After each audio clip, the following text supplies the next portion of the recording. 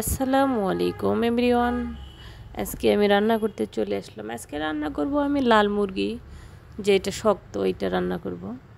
তো তার জন্য কড়াইতে আমি সব কিছু দিয়ে দিয়েছি, পেঁয়াজ রসুন জিরা মশলা সব কিছু মশলা দিয়ে এটাকে আমি কষিয়ে নেব।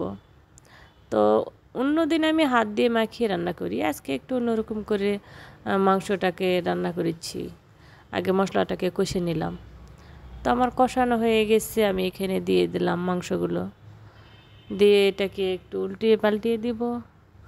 দেওয়ার পর এটাকে কিছুক্ষণ কষিয়ে নেব। যেহেতু এটা লেয়ার মুরগি, এই জন্য একটু ঝাল লবণ একটু বেশি না দিলে এটা ভালো লাগে না। তো তার জন্য আমি দিয়েছি শুকনা মরিচ। দেন এখানে আমি দিয়ে দিলাম একটু ধনিয়ার গুঁড়িয়ে দিলাম, আর দিলাম মশলা গুঁড়া করে রাখছিলাম ওইটা দিলাম, জিরা মশলা। তো আমি এটাকে পানি দিব, দিয়ে এটাকে এখন রান্না করতে দিব যতক্ষণ না মাংসটা সিদ্ধ হয়ে না আসে, ততক্ষণ এটা আমি রান্না করব। তো আর এক সাইডে তো আমি দিয়েছি মাছের ভর্তা বানাবো, আলু দিয়েছি, পেঁয়াজ রসুন। আর এক সাইডে আমার করলা চচ্চড়ি করে রাখছি, ডাল রান্না করছি, ডাল এক সাইডে। তো এই তো আমার প্রায় দেখতে দেখতে হয়ে গেল। এখন আমি এটা ভর্তা বানাবো।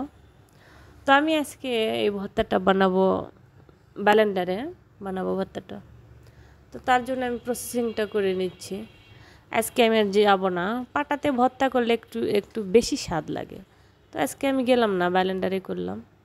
তো এই তো আমার হয়ে গেছে, ভর্তাটাও বানানো হয়ে গেছে।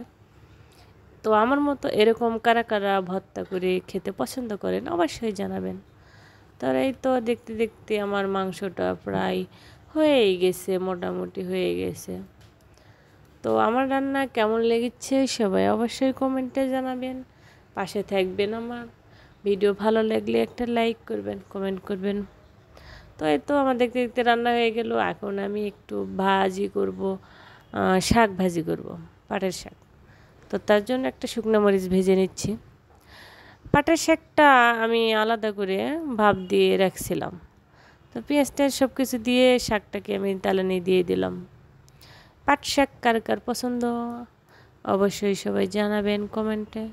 আমার তো ভীষণ পছন্দ, অনেক ভালো লাগে আমার। শাক বলতে আমি পাগল, আমার কাছে সব শাক ভালো লাগে। শাক দিয়ে মানে তরকারি চাইতে শাকটা বেশি ভালো লাগে। তো দেখতে দেখতে শাকটাও আমার হয়ে গেছে, এই তো কেমন লাগছে।